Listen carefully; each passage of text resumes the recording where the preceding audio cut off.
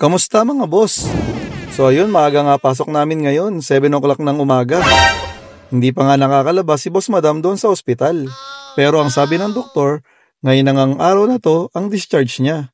Kaso, kailangan ko nga talagang pumasok ngayon kasi marami kaming parating na bisita. Mga matataas na amo nga namin galing sa Dubai.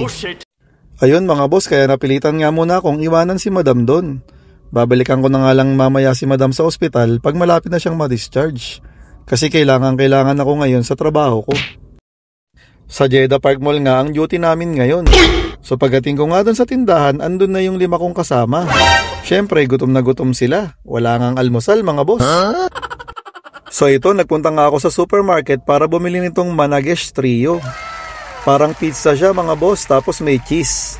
So ayan, sale kasi yan mga boss, 10 reals lang isa. Dati siyang 15 reals.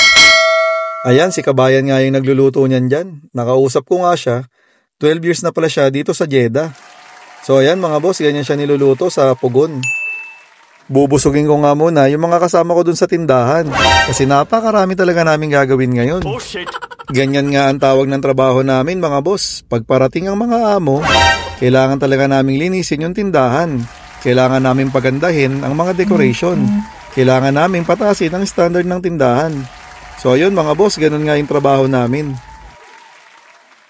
Yun nga kasi talaga yung main na trabaho namin bilang mga visual merchandiser.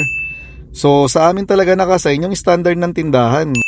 Okay naman nga kami sa trabaho namin mga boss kasi yung company namin maganda talaga siya. Kumbaga hindi kami lugi talaga sa company namin kasi napakaganda talaga ng mga policy. Ayun, napakalaking pasasalamat nga namin sa company namin kasi talagang maganda yung trabaho na napunta sa amin. Ayun, mabalik nga tayo dito kay Kabayan. Nahiwa na nga niya. Ayun na mga boss, papunta na ulit ako doon sa store namin para nga kainin na namin to at makapagtrabaho na ng maganda.